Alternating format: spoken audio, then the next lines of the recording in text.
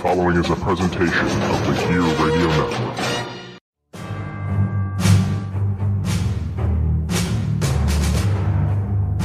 From wherever we decide studios, broadcasted live on iTunes, Spreaker, and worldwide, this is the Turnbuckle Talk Radio Podcast with your host, the producer, Pat G. The G stands for Gangsta. And now kick back and get ready for the eargasms.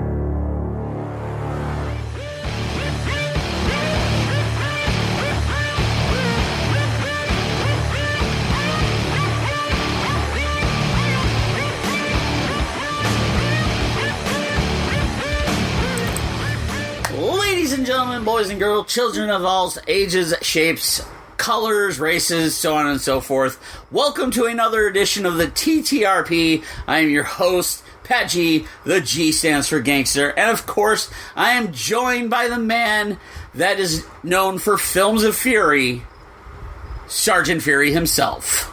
Hey, ladies and gentlemen, Turnbuckle Talk coming at you on this awesome September 11th edition. I'd like to, give a moment for our first responders who acted that day 18 years ago. And,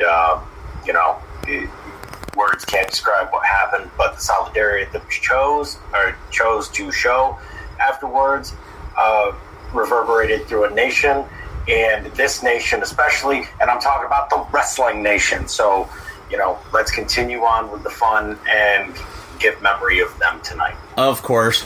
And of course, you can listen to the TTRP and other great podcasts from the Gear Network on iHeartRadio, Spotify, iTunes, and anywhere else, as I'm going to steal Fury's line, where you get your fine-ass podcasts. Fine-ass podcasts. But at the moment in hand, we have lots of news and stuff going on within the wrestling world. And starting off tonight is copyrights and wrestling. Now, for the listener out there, a copyright is basically something that you created, that you own, that you file the copyright for, where if it's used or in any other shape and form, whatever, you get paid for it. WWE does this a lot with, they copyright names and venues and pay-per-views and stuff like that. Catchphrases, of course. And basically, when someone wants to use something that the WWE is copyrighted, they contact WWE, or like, hey, can we use this? We'll pay you a nominal fee, da-da-da-da-da, so on and so forth. But there's a lot of things out there that WWE may not own. And this brings us to the main point of the man. And, of course, we all know Becky Lynch has been using the man for almost a year now. Uh-huh. And recently, one of the greatest professional wrestlers known to man on the face of the planet, Ric Flair, the Nature Boy, has filed a claim that WWE is using his copyright. Now, the thing is with this is technically Ric Flair's copyright is to be the man, you have to beat the man. He's filing it just because WWE and Becky Lynch are using the man. Yeah. About that. Okay. So it's funny. People refer to, Ric Flair has for years referred to himself as the man. Okay, we know he's to beat the man. You got to be the man. You got to beat the man, and I am the man. Woo! We've heard it for 3-4 decades now. Absolutely rings true. Ric Flair is the greatest NWA heavyweights champion there ever has been. One of the faces, if not the top 3 faces of WCW during its run. And yes, people know it. But calling yourself the man isn't something new. If you go back to CM Punk and his program with Jericho leading into their WrestleMania match for the WWE Championship, there was a promo where CM Punk basically cut down Jericho and was like, you were never the man like how I'm the man. It's like calling yourself the man. Goldberg was referred to by Bobby Heenan as the man. It's like, you're the guy. You are the face of the company. You're the man. Different wrestlers have called themselves the man without Ric Flair ever giving two flying fucks. It just seems like this time an umbrage is taken. To me, maybe it sounds like Becky Lynch's paychecks kind of are a reason due to merchandise. Oh, absolutely. And this is the thing, is the minute that Becky Lynch finally got WWE to go with it, and based on the recent episode of the Stone Cold Steve Austin show, Straight Up Steve Austin, where he had Becky Lynch on there, she talked about how it took her legit 6 months poking and prodding WWE officials to be like, listen, this is where I'm going, this is what's happening, make the shirts. And it wasn't until she kind of forced their hand by just calling herself the man and everything that they had to make their shirts.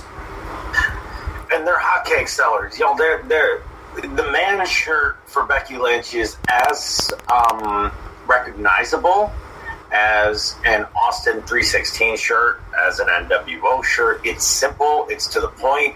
You know who it is. The Hot Rod t-shirt, the Hulkamania t-shirt. The man shirt is becoming a recognizable symbol for this breakout star. I mean, she has called herself the man for about a year now, ever since, SummerSlam of last year, shortly after when she won the title. And, it rings true. And to me, going into this debacle, if you will, about the right to call yourself the man, I think a lot of this has to do with revenue stream from merchandise. I mean, we were discussing a couple days ago in private about how the Amazon.com exclusive Funko Pop for Becky Lynch, the man, they have her black and yellow bride outfit Funko Pop, but then there's the Chase for Amazon, which is the man t-shirt.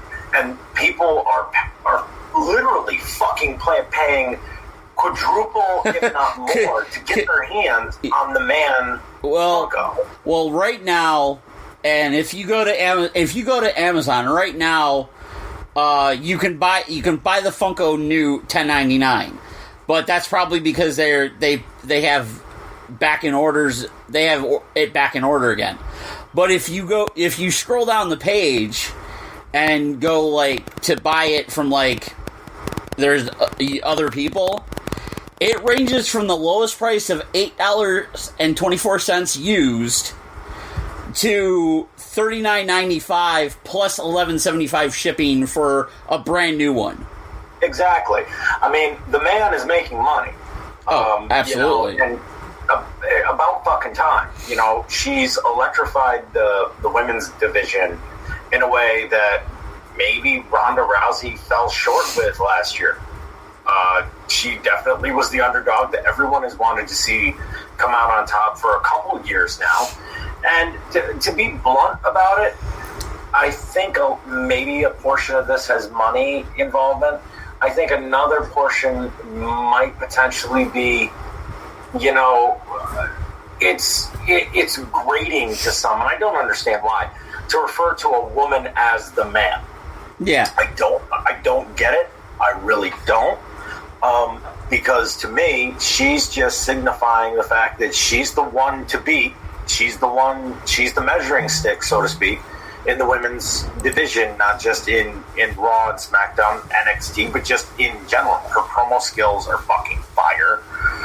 She's got one of the best runs. She was the woman who came out on top in the first ever women's main event at a WrestleMania. It's kind of hard to deny the talent of Becky Lynch. If Ric Flair is angry over the fact that she's calling herself the man and making money off of it. You know, dude, we all know you're the man.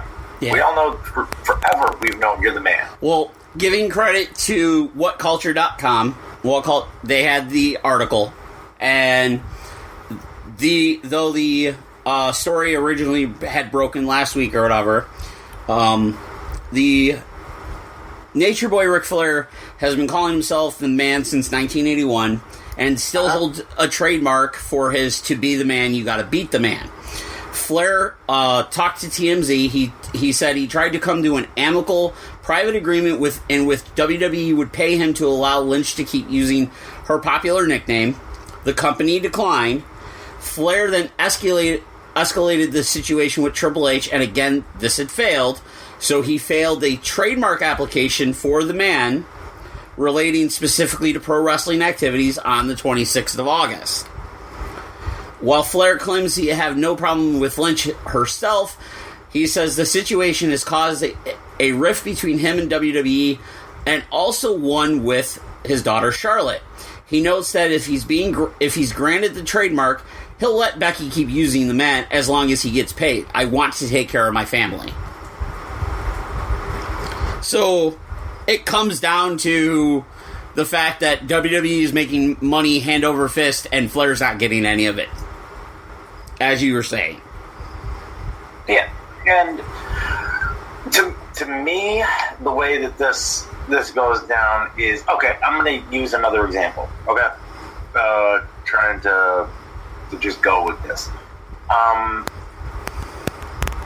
If someone suddenly, out of the blue, started calling people brother, okay? Okay. Yeah, let's just go with that one. Yep. Brother.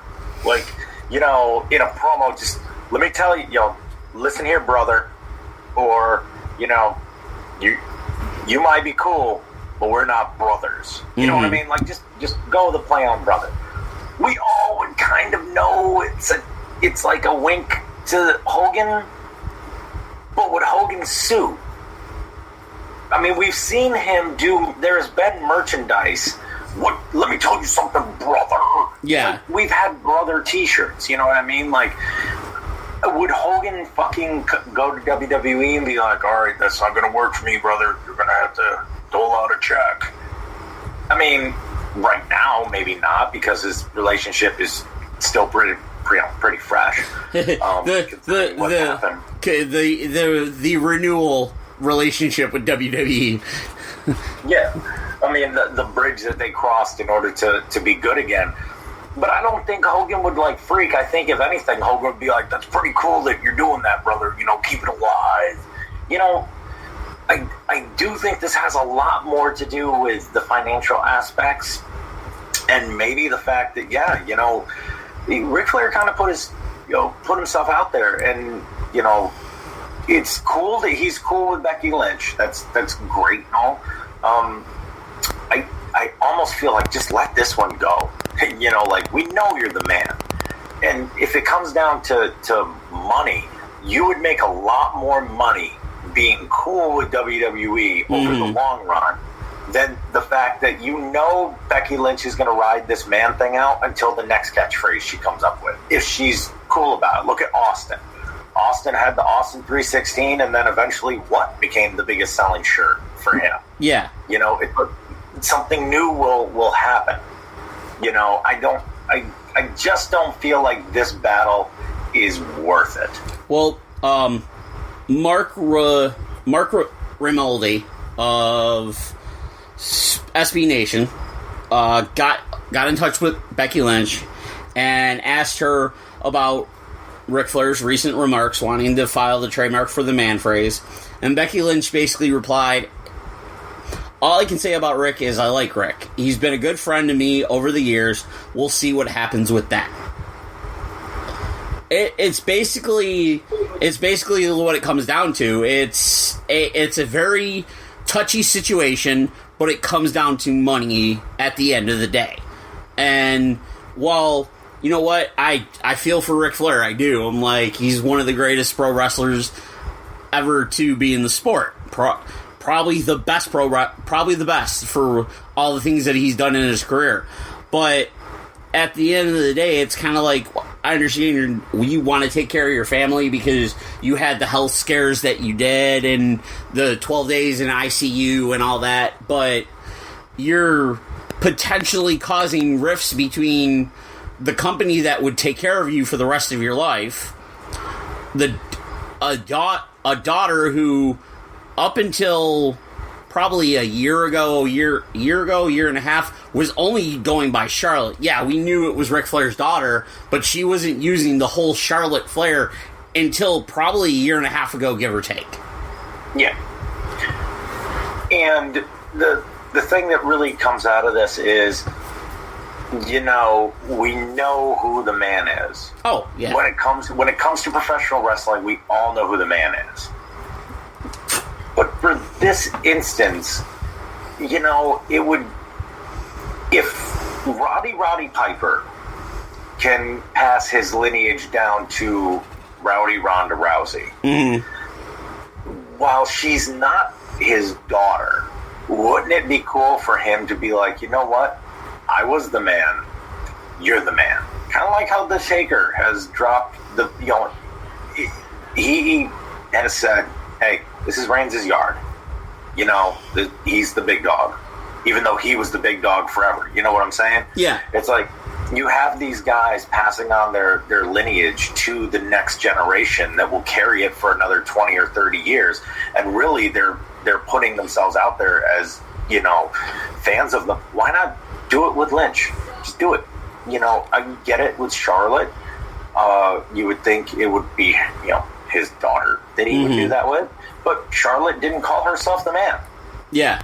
And the thing is you brought up the situation with Roddy Piper and Ronda Rousey. And WrestlingWorld.com had an interview with Teal Piper, who's legitimately Roddy's daughter. And they asked her, they had her on a media call, and she talked about how Ronda Rousey uses the Rowdy as a tribute to pay for her father. And according to Teal Piper, she was in the room when Rousey and her father met, and she asked him if she could use Rowdy when she stepped into the octagon. And at the time, of course, he was appreciating the tribute, and she appreciates the tribute as well that Rousey's making. She talked further about Rousey wearing her father's jacket to the ring and everything. And she said, I will not be wearing my dad's gear, if that's what you're wondering, Piper said. That's the same jacket that my dad put on me as, like, a 5-year-old, So I have such a sentimental appreciation for all his stuff. I would feel weird wearing it to the ring, and more than that, especially as his kid, it's a bit in your face to be showing up in his gimmick. I want to be my own person. While my costume will have nods to him, it definitely not going the same style you see Ronda Rousey in, as she elaborated. So, being Roddy Piper's daughter, she's going to have nods to her dad, but she's not doing what Ronda Rousey's doing and portraying the Rowdy gimmick. Yeah, and Charlotte has done the same thing. Like, I believe, if I'm not mistaken, the WrestleMania in Dallas, the triple threat between her, Sasha, and Becky, they used pieces of Ric Flair's final robe from WrestleMania 24 to make her robe that night. And it's like, we know Charlotte is her father through and through. Talent-wise, she's unbelievable. Maybe just one little thing isn't going to tarnish that.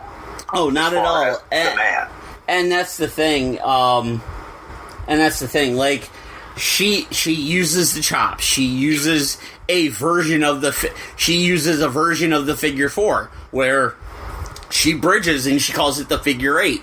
She's got the same Ric Flair theme music. It's just kind of remixed into a more up-tempo beat.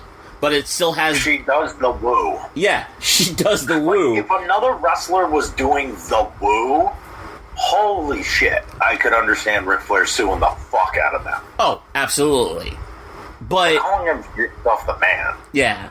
It's just a it comes down to money, like you said. I honestly believe it comes down to money, and it's just Ric Flair going, you know what? I got a family to take care of. I got myself to take care of.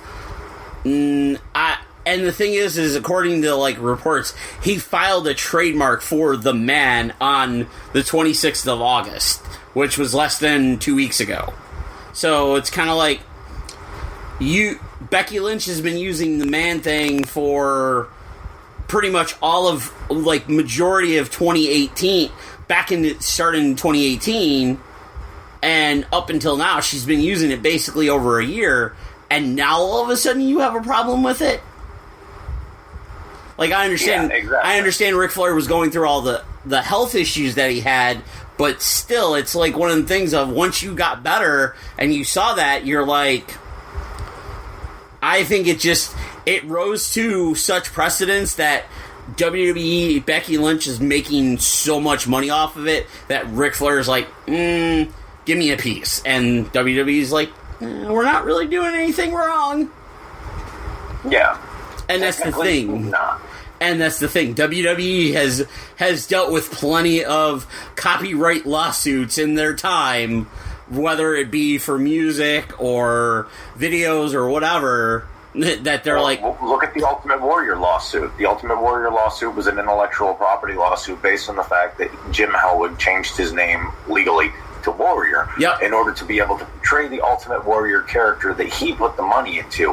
However, it also was WWE that did it, even though he had copyrighted it under Ultimate Creations LLC. Yeah. But there was still the lawsuit. What was it? Was that lawsuit like 5 or 6 years long, if not more? Something like that. Just based on the name Ultimate Warrior. A 5-year lawsuit for their name. Insanity. Yeah, like, I think it was... I think it was a, 5-6 year type deal. And everything, because I believe they were still fighting the lawsuit at WrestleMania 26 time frame because they wanted to induct Ultimate Warrior in Arizona because he was from Phoenix, or at least residing in Phoenix, and the lawsuit was still going on. He was still going to court with it, and they're like, you bridge under the water. He was still fucking fighting. You know what I mean? Like, they were still in court litigating. Yeah. So, this could go on for a long ass time. Yeah, it was a few years and everything. It was definitely a few years. It was like 5 or 6. I'm trying to look it up real quick while we're talking about it. Because I believe it started after the release of the Self-Destruction of the Ultimate Warrior DVD. Yeah, in 2000. That was 2005. Yeah, and I believe the lawsuit started shortly after that because Jim Hellwig felt they had tarnished the property and the value of the Ultimate Warrior character, and he was, I believe, legally fighting them for them not to be able to use it. Yeah. And WWE countersued for defamation of character on their behalf, and essentially they were gridlocked on who's spending more money on lawyers doing this. Yeah, okay. Credit IGN.com for the article. The lawsuit was filed against WWE on January 9th, 2006 in the Superior Court of Arizona over his depiction in WWE's Self-Destruction DVD. Warrior claimed that at the time, the content of the DVD violated a March 2000 settlement agreement between WWE and Ultimate Creations, Inc., Warriors Arizona Corporation. That agreement granted WWE the rights to own any existing footage from the Warriors' WWE runs and the ability to exploit them, but decreed that the Warrior actually owned the rights and trademarks to the Ultimate Warrior character and could be used them for any future venue as he decreed. The agreement also noted that both parties agreed to not disparage each other, and that WWE also agreed to pay almost $900,000 to Warriors Ultimate Creations as a part of the settlement agreement. So, yeah, he filed it in 2006, and lost in 2009. September 2009. So, over 3 years. Yeah. Over 3 years of litigation for this. So legitimately almost 5 years. It was like 4 3/4 of a year. Because if we want to go back to when the DVD was released in 2005, I believe it was like June or July of 2005 when that DVD was released. Yeah, I think it was summertime. So yeah. Yeah. Oh, like the whole situation was like 4 years long. Jesus. Hopefully we don't see something like that as far as the man. Hopefully, one can hope. But switch. We're gonna take a small break here, and then switch gears. Coming back, and we're gonna talk some more fun topics because that's what we do here. We talk fun things because Triple H has said some things that may have not startled the wrestling community just yet, but I'm sure they've been talked about on the forums and all that.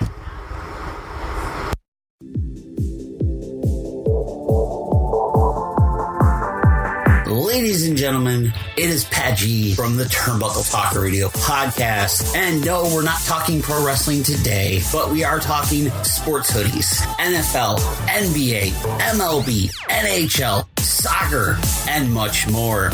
And this is brought to you by houseofhoodies.com, a new sponsor here at the TTRP. You can visit thehouseofhoodies.com and pick up your favorite team's merchandise. They have current players, former players, or you can customize your own hoodie, whether it be the NBA, NHL, MLB, and the NFL. After you're done shopping, use the promo code TTR Podcast and you will get 15% off your order. That's TTR Podcast for 15% off at thehouseofhoodies.com. Ladies and gentlemen, this is Cyclone Jones, and I am with Pat G. The G stands for gangster. And remember, the TTRP is sponsored by the Gear Network store through Amazon. If you visit shopgear.com, it's a little bit different. That's shop, GERE.com, and click on any of the banners. It will take you right to your account, and you can do all your Amazon shopping there. When you shop Amazon and Amazon Prime, but Amazon kicks back a small percentage of your purchases back to us here at the Gear Network, so we can continue to bring you the great program that you've come to know and love, like the TTRP Turnbuckle Talk Radio podcast, Better Live Than Dead, the JC Money Show, and Trust the Podcast from the Gear Network. So that's shopgear.com, shopgere.com for all your Amazon and Amazon Prime purchases from us here at the Gear Network.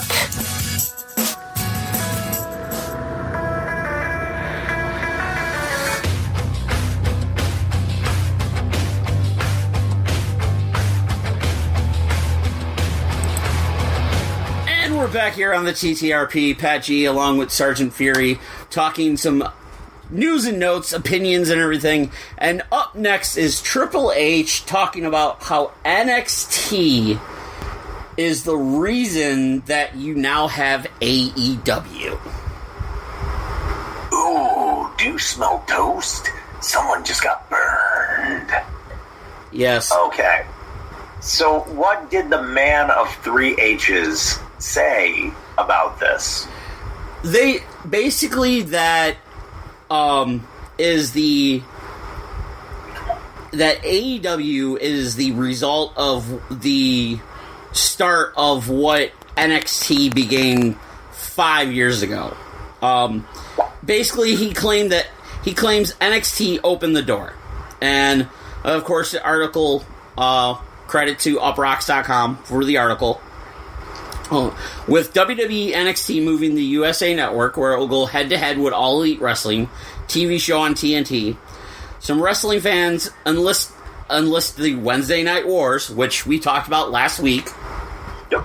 and members of Both WWE and AEW camps have delivered lines about competition being good for everyone and how each company needs to focus on being the best version of themselves.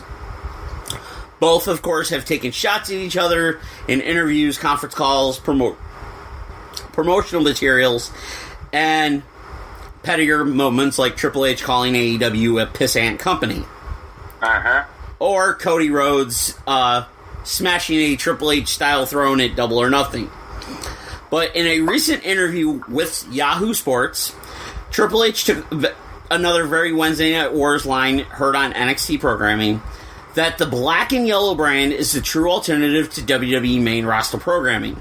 A step further, after saying that for him, running NXT has been about putting on the best show we possibly can, whether we had competition or not. And then the winner of WWE and AEW is the fans, and the competition brings the best out in people.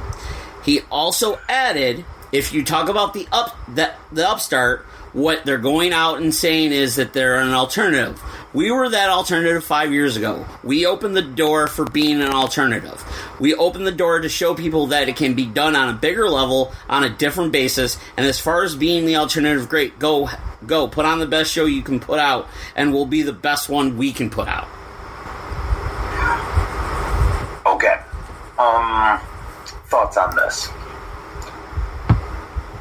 By saying that you're the alternative, you're essentially saying you're the alternative to the brands that you have been working on simultaneously while working on your project. So, if I'm understanding this correctly, from a certain perspective, Triple H is basically going out and saying, if you didn't like the bullshit that was on Raw and SmackDown, there was NXT the entire time, so you had a fucking alternative, and the alternative just happened to be able to sell out arenas. Yes. The alternative ignited the careers of some of the top talent that we've got on WWE programming right now. Yep. The Kevin Owens, the Sami Zayns, the Shinsuke Nakamura, Finn Balor's, Seth Rollins, Roman Reigns, and many more. Wyatt's. Yeah. So what he's basically coming out and saying is that we were doing this 5 years ago. Don't pretend like you're an alternative, because we were already an alternative, even though technically we were owned by the alternative that you're alternating against. Yes. You know, there's a lot of people like throwing around this alternative. You know, like, it's an alternative to this. Like, the XFL is going to be an alternative football program to, you know, either the Canadian Football League or the NFL, even though it's going to be on a small scale starting out like it was before. Mm-hmm. Everyone likes to be the alternative to something. But the problem is that when you're owned by the conglomerate that the alternative is competing against, unless he's 100%, and I know that he has said that NXT, he being Triple H, is independent of Vince McMahon's say, and that Vince is going to have, you know, Vince is already, and we've talked about this on here, Vince has Raw and SmackDown, he has NXT, it's pretty much to show that Triple H can run a wrestling show on his own. If this is truly where this is going to be going, and it's an alternative, a true alternative within the corporate structure in order to show that one executive can function without the need of the boss, so to speak, then great. Really, the truth is that what's happening is you have an alternative, a new alternative. There's been alternatives. New Japan was an alternative. Yep. TNA / Impact was an alternative and is an alternative. Ring of Honor is an alternative. You know, you have all of these alternatives already existing, but I think this is the first alternative that has had a major network with a billionaire backing the company, and this is young talent, young, hungry talent run by young, hungry executives that have made their names, although Cody Rhodes is the exception to this. All of them, the guys who started the foundation of this company all did it by making millions without WWE exposure. Mm-hmm. Well, the article continues that while for many WWE fans, NXT was a breath of fresh air from the main roster programming, The statement does not represent the reality of the wrestling landscape. Most of the key players in AEW didn't build their resumes, reputations, and brands in NXT or any other WWE developmental system, but rather ROH, New Japan Pro Wrestling, AAA, and various independent promotions in the United States, Japan, Mexico, and the UK, all of which are more easily accessible than ever before in the internet streaming era. Additionally, NXT draws so heavily from the independent scene for inspiration and talent that some have called it Triple H's fantasy ROH. Kind of a dig on that one, like, I'm not going to argue that maybe this isn't his fantasy booking, but one of the things that people seem to not give Triple H the credit that he deserves, and don't get me wrong, I'm not sucking his dick on this one, I'm not like kissing his ass and telling hey, Triple H is the greatest thing on planet Earth, but he did spend time on the independents before getting signed to WCW. You know what I mean? Like, he has kept his eye to the ground, and he saw what could have been with ECW and all these other things, and he saw ideas that he would like to have implemented, and he's implementing them, and he's working, and he has got this scheme, not scheme, he has got different wording here, he has got this plan to take NXT to a global level that maybe we didn't think of 5 years ago when NXT, rose out of Florida Championship Wrestling. Mm-hmm. But he had this plan, I'd like to say, for probably a couple decades. Oh, easily. You don't plan this in a board meeting with, sponsors and all this other shit in mind. This is long thought out and processed. Yeah. And to finish up the article, it says it's naive to take things wrestlers and wrestling promoters say without several grains of salt. In the same Yahoo Sports interview, for example, Triple H talked about the benefits of NXT 2-hour live show format in a way that clashes with his recent statements about why the 1-hour tape format was so beneficial. But while NXT may have inspired some fans to find more alternatives to WWE, based on rosters and people they bring in, a WWE brand is not actually an alternative to WWE. And because once again, like I said, is it really an alternative if it's owned by the alternatives competition? To me, it sounds like they're giving a third brand. And, news that I read today was they're absorbing 205 Live, so now the cruiserweights are going to appear on NXT television. Yes, they have absorbing 205 Live. The cruiserweights are going to be on NXT, and they're moving the cruiserweight championship to NXT. So is it going to be the NXT cruiserweight championship, or is it going to remain the WWE cruiserweight championship? I'm not entirely sure. See, here you go. Like, I get what they're doing. They're moving their cards into the right idea, because a lot of those guys on NXT are smaller, so they could definitely be cruiserweights. To me, what it looks like is Triple H is trying to say, we're the alternative to the show. I mean, I saw a commercial today on TV where they're like, no BS. This is NXT debuting next week. And I'm like, are you calling AEW bullshit? Are you calling New Japan Pro Wrestling bullshit? Or are you calling WWE programming, which has gotten billions of dollars to go on Fox and stay on USA? Are you calling them bullshit? Like, are you calling your own product bullshit? Yeah, I saw that commercial.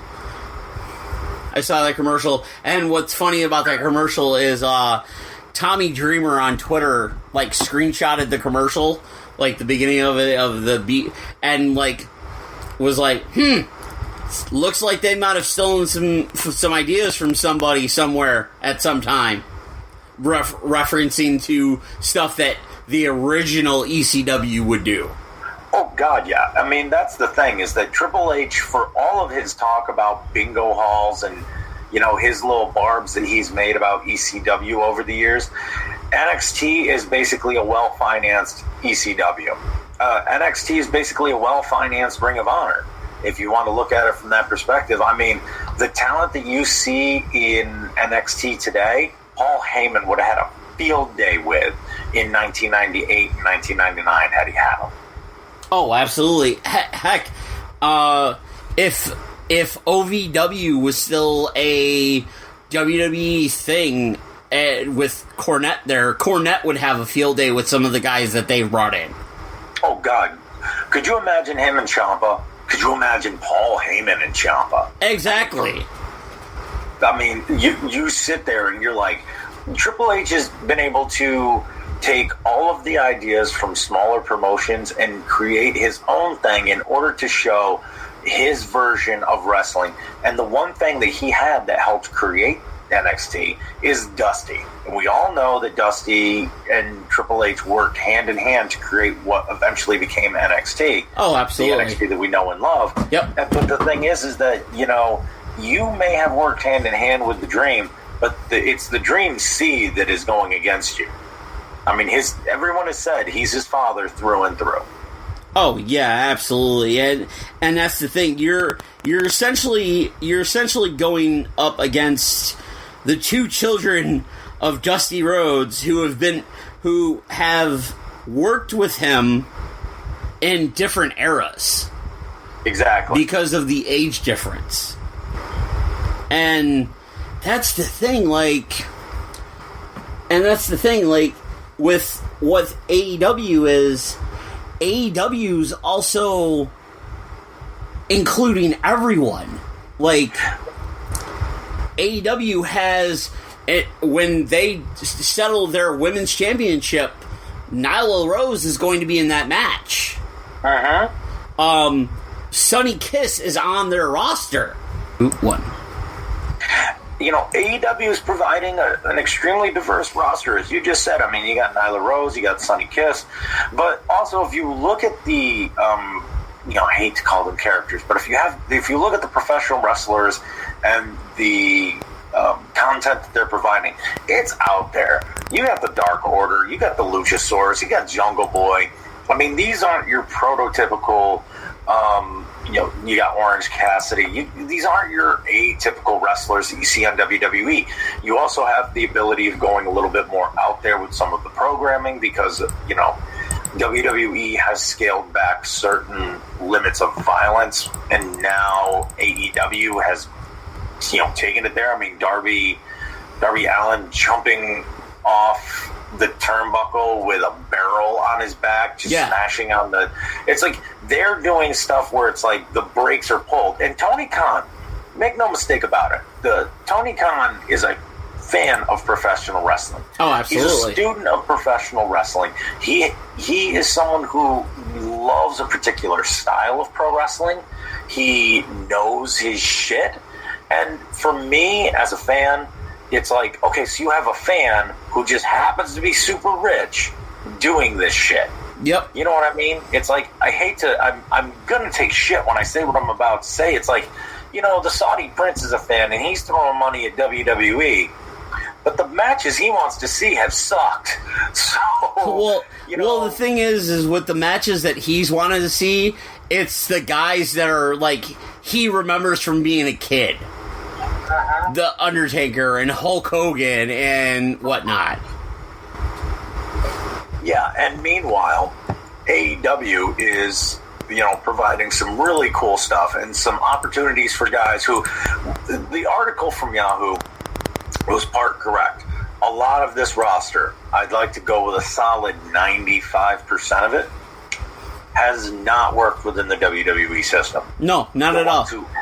The ones who have worked within the WWE system, your Jerichos, your Codys, your Moxleys, your Brandy Rhodes. It's legitimately 5 people. It's Chris Jericho. It's Chris Jericho. Your producers. It's Chris Jericho. Well, as far as the on-air talent-wise, it's Chris Jericho. It's Chris Jericho, Dustin Rhodes, Cody Rhodes, Brandy Rhodes, and Jon Moxley.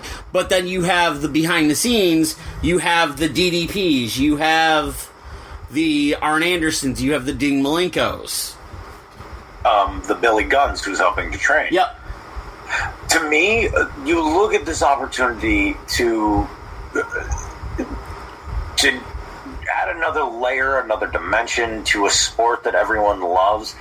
You know, I could see where Triple H wants to separate himself, and I'm sure there's that competitive drive in him where he's like, I don't want these fuckers to outdo my kids.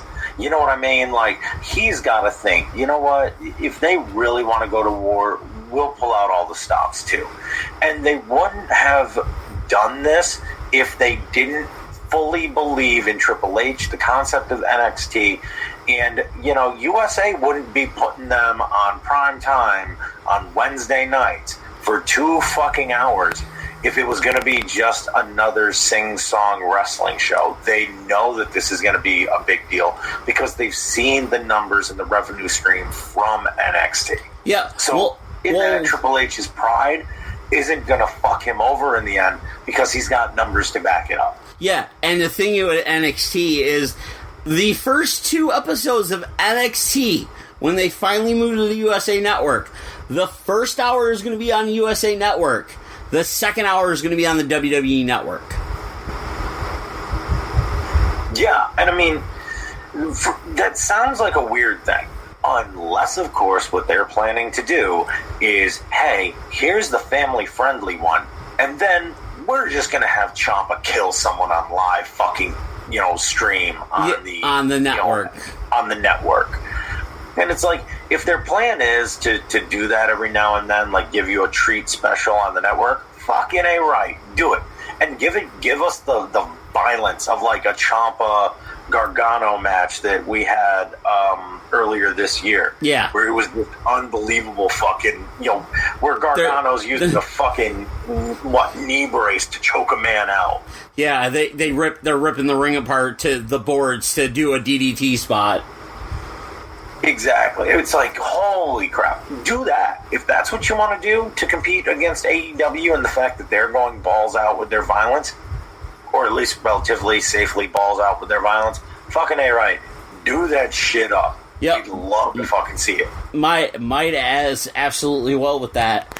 And, of course, we're winding down here, and of course we talk about the WWE Network.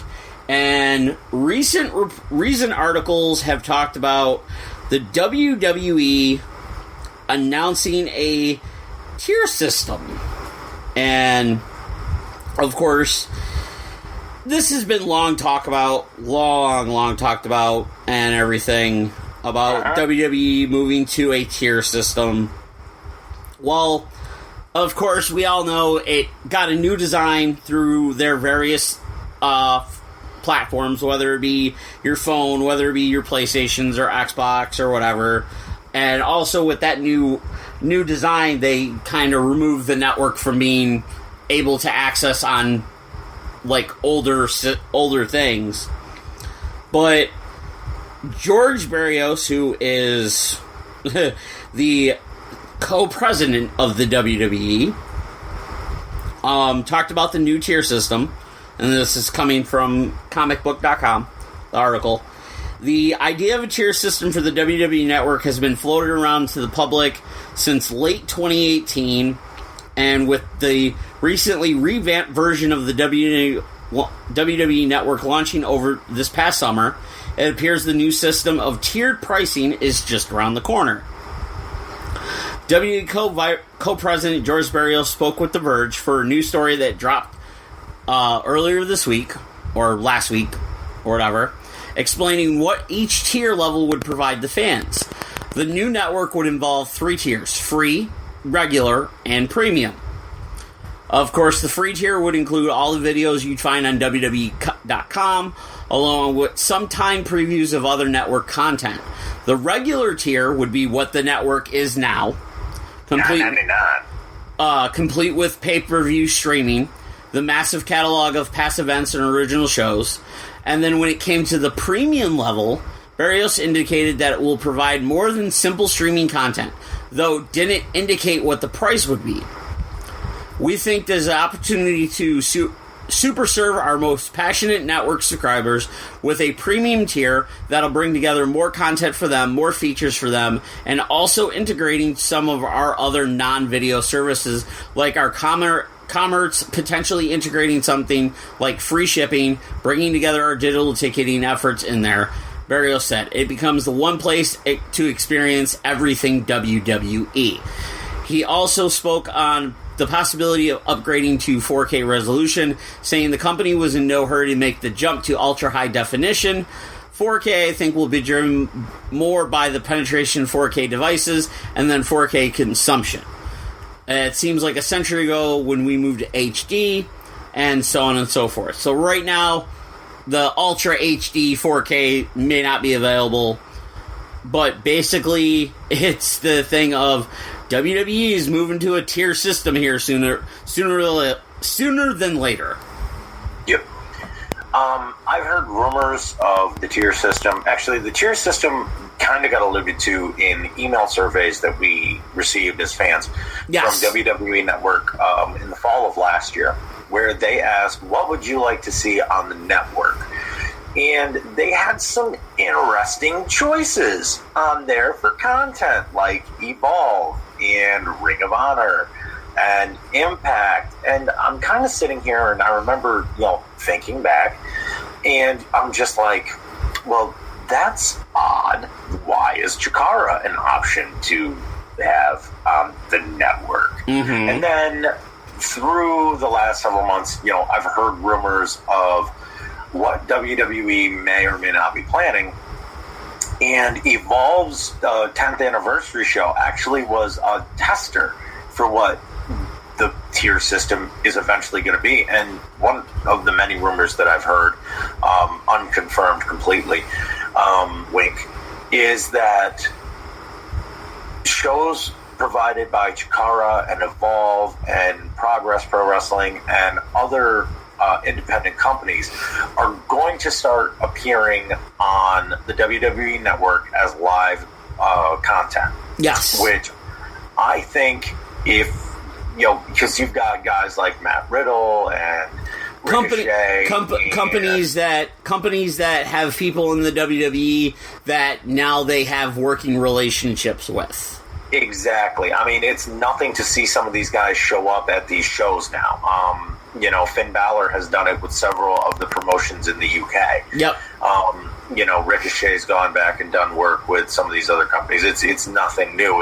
It's kind of cool to see that exposure to these smaller companies. It puts everyone on their A+ game. As a fan, will I theoretically pay $15 for a tiered system when I'm currently paying $9.99 for the thing that I have? As a regular, if I were just some regular fan, okay, and I was not really giving a shit about the independent scene, and I more liked the older stuff and the documentaries and insert superstar of the week here kind of thing, I would stick with my $9.99. The reason, of course, that I would go to something like the $15 platform is because it's kind of cool to see guys that I've known in locker rooms and been around and think are decent human beings, seeing them on the WWE Network potentially. Oh, absolutely. It would be really cool, in my opinion, to see that shit happen and to be like, holy F, I'm seeing insert guy I worked with here's face on the network. Awesome sauce. Yeah. Or even like where you like the Cruiserweight Classic, you had a guy like Tyson Dukes on there. You like that was from around this area, like had worked and has worked a lot of places in Canada, has worked like New York and all that before the issue with crossing the border happened. But it's like you see stuff like that, and then also where WWE has the working relationship with Evolve and everything, it doesn't mean that WWE can't start with working relationships with other like top independent companies that are up and coming, like an ESW from here in Buffalo or a Smash Wrestling that's up in Toronto. because they have talented guys.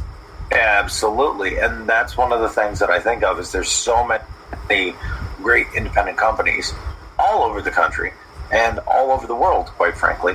And wouldn't it be cool to see those shows spotlighted? Correct my grammar. Highlighted. I'm gonna get an angry. Yeah, highlighted. There we go. And some of these guys in the spotlight. There we go.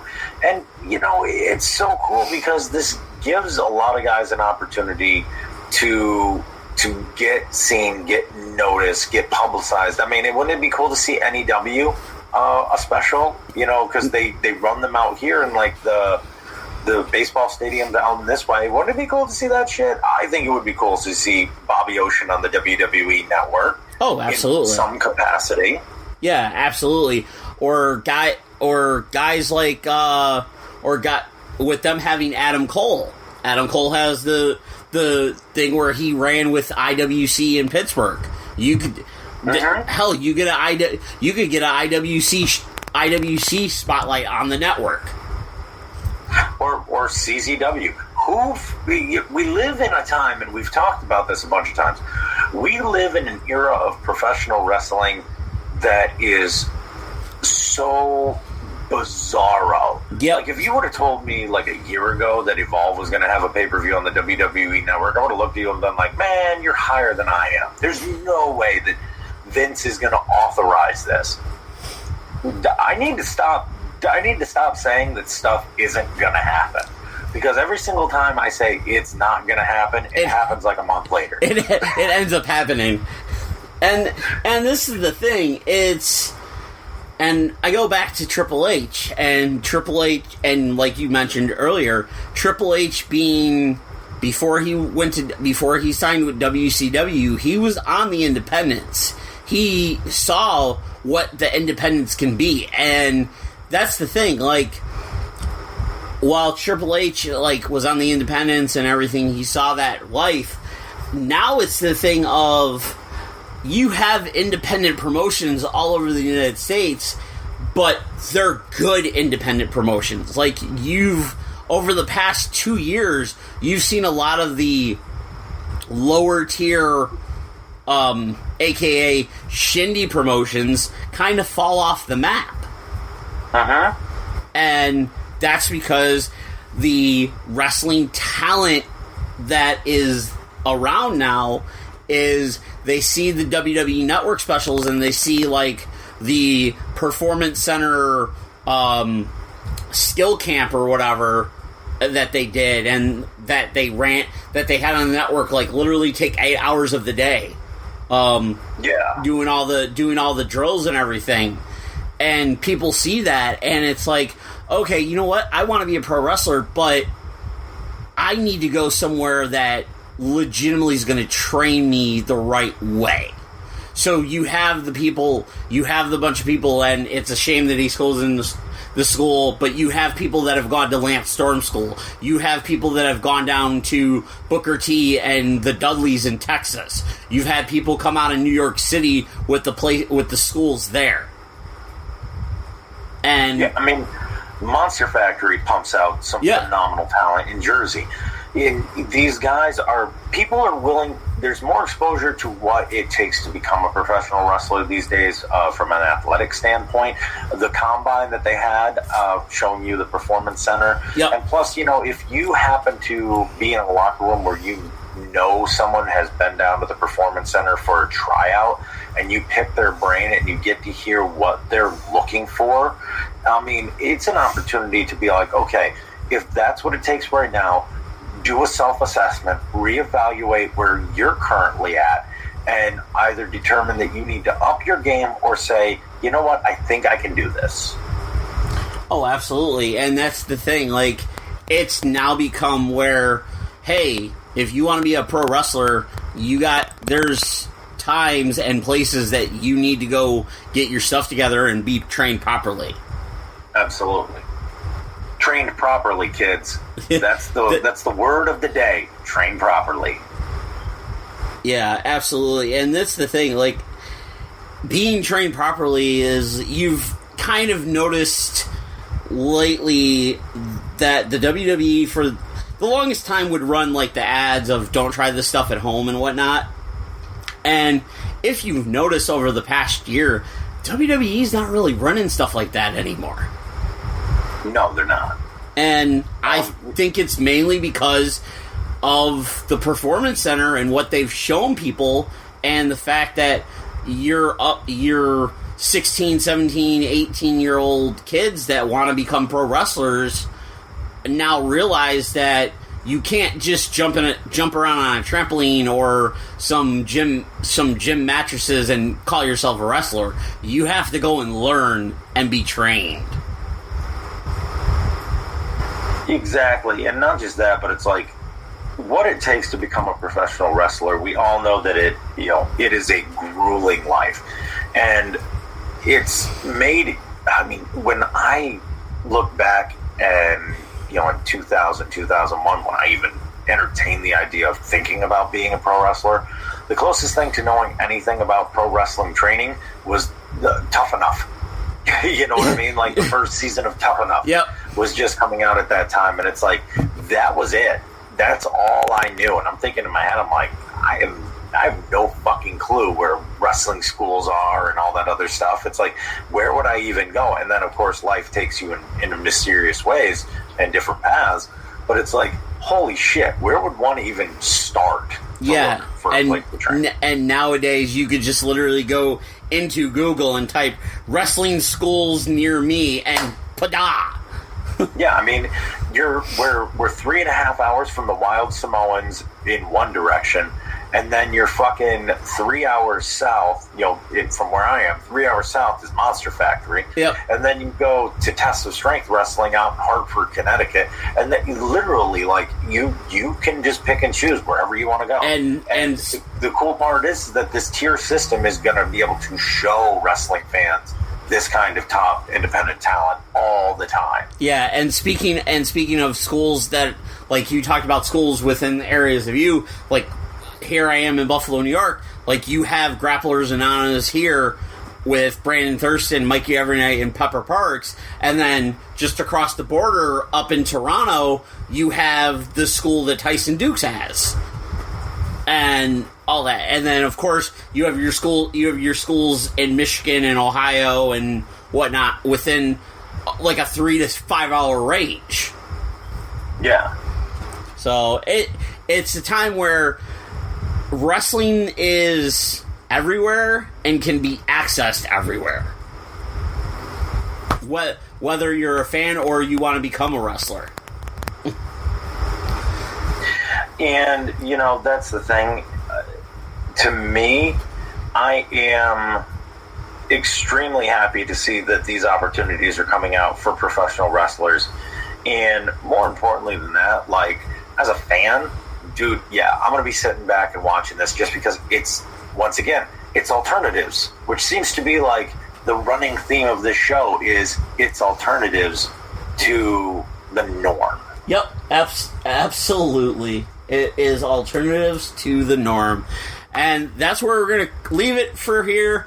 That has been the TTRP, Turnbuckle Talk Radio podcast. You can listen to us on iTunes, iHeartRadio, Spotify, and many more places wherever you get your podcasts from. Of course, we're broadcasted on the Gear Network, brought to you by ShopGear.com.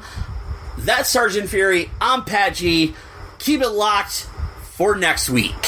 The Turnbuckle Talk Radio podcast is brought to you by Gear Network and ShopGear.com. We can be listened to via Spotify, iTunes, iHeartRadio, and everywhere else you can get your podcasts. The TTRP introduction was done by Trevor Dugan. The show is hosted by Patrick Gancheski and Daniel Roberts. Post-production of the TTRP is done by Patrick Gancheski and John Cimino. If you'd like to follow us via social media, you can search Turnbuckle Talk Radio Podcast on Facebook. You can follow us at Twitter by using the name Turnbuckle_talk. Or if you have questions or concerns, you can reach us via email at turnbuckletlkradio@gmail.com. We'd like to thank you for listening to the Turnbuckle Talk Radio podcast, downloading our episodes, following us on social media, and interacting with us.